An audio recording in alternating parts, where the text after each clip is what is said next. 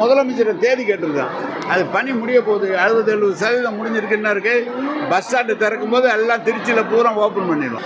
நம்ம பஸ் ஸ்டாண்டை ஒட்டி எல்லாம் நடக்கும். பஸ் ஸ்டாண்டு திறப்பதை ஒட்டி திருச்சி மாவட்டத்தில் எல்லா வேலையும் ஜனவரியில் பொங்கலில் திறக்கணுங்கிறது வேலை பார்த்துக்கிட்டு இருக்கோம். அதை நான் பார்த்துக்கிறேன். 600 சதுரடிக்கு கீழே இருக்கிற மக்களுக்கு சொத்து வரி இல்லை.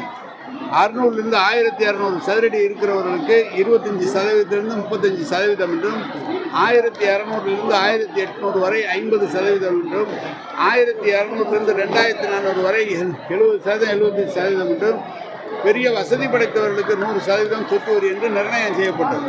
நிர்ணயம் செய்யப்பட்ட போது ஒரேடியாக 15 வருஷம் 20 வருஷத்தில் நம்ம ஆண்டுக்கு 6% சொத்து வரி உயர்த்துவது என்று சட்டம் போடப்பட்டிருக்கிறது. அதில் சில நேரங்களில் மழை பெய்கிற போது அல்லது இயற்கை பேரிடர் வருகிற போது அதை நிறுத்தி வைக்கிறது அரசாங்கத்தினுடைய பணி. மாநகராட்சியை பொறுத்தளவு 600 சதுரடிக்கு கீழே ஒன்று. நாளைக்கு வேணால் அவங்களோட லிஸ்ட்டு கொடுக்குறேன். வசதி படைத்தவர்கள் தானே, வசதி இல்லாதவர்களுக்கு சொத்து வரியெல்லாம் போடல, ஏற்றல. அதான் விஷயம். அப்படி மீட்டர் பொறுத்து 2 இல்லை, 24 மணி நேரமும் தண்ணீர் தருகிற இடங்களுக்கு மீட்டர் பொருத்தி கொடுக்குறோம். அது கோவையில் இப்போ ஆரம்பிச்சுட்டான், ஆவடியில் ஆரம்பிச்சுட்டான், திருச்சியிலையும் ஆரம்பிச்சிருக்கிறோம். ஒரு சில பகுதிகளுக்கு 24 மணி நேரம் குடிநீர் எங்கு வழங்கப்படுகிறதோ அங்கெல்லாம் மீட்டர் பொருத்தப்படுகிறது. அதை விட பெரிய நிறுவனங்கள் தண்ணீர் எடுக்கிற போது அதுக்கு மீட்டர் பொருத்தப்படுகிறது.